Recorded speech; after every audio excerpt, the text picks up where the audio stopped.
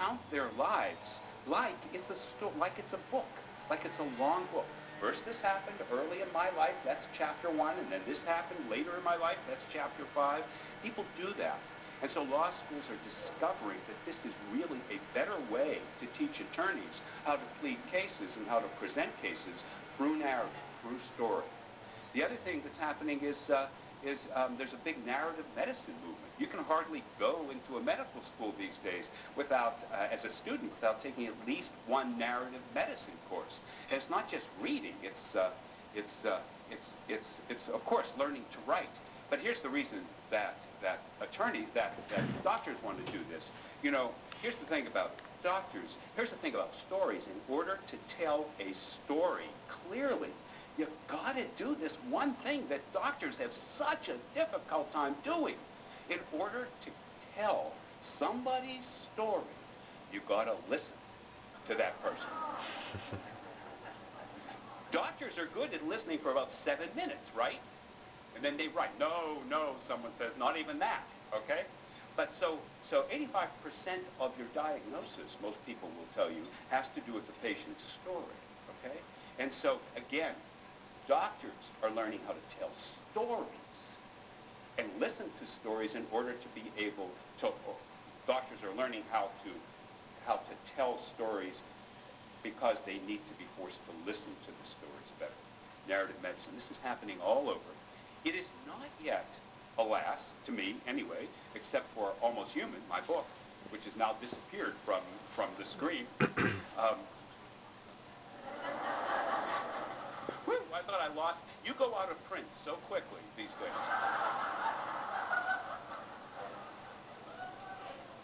Speaking of going out of print quickly, here is my book. It's Almost Human: Making Robots Let's Think, and not that I really want to push this, but I am going to be selling this book, or the bookstore. I'm going to be signing the book, and I'm going to be begging you to buy the book. And here is my journal, Creative Nonfiction, okay? And I won't make you any big promises. I'll just tell you that if you come to this little table that John has given me in that little book room after I talk, and you subscribe to Creative Nonfiction, it'll change your life, okay?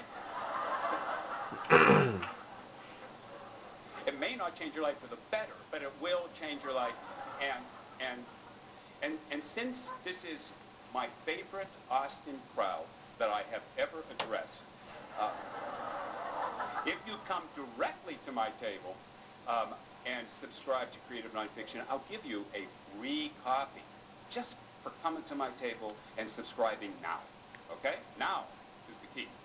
So don't forget, and I will not mention this again for the next 10 minutes. So now it's robots. I want to talk to you a little bit about robots because it's my book, and I want you to buy my book, and because I think it's important, but also because I want you to know, I want you to understand that technology is an area that has yet to be mined by the narrative nonfiction writer. If you kind of try to think, we're now very much immersed in this world of medicine. Narrative medicine, as I said, is really important, but if you kind of look last week, or all last month, in the New York Times, the guest editorialist was Atul Gawande, who is a surgeon in Boston, but also a wonderful writer, mostly for the New Yorker. And we are now paying great attention to the world of medicine, and all of our presidential candidates are talking about healthcare constantly. But the oddest thing to me is, this is really amazing to me, is that technology, computers, even robots, are affecting us on a day-to-day basis, most of us, much more than healthcare, much more than the law, of course. And writers are not yet paying attention and beginning to capture in a narrative, story-oriented fashion what's happening in this technology world.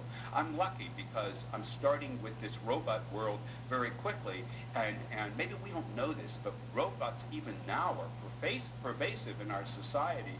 Robots are all over the place. When I appeared on Jon Stewart, he thought, and he might be right about this, he said Bill Clinton was a robot. Could that be so?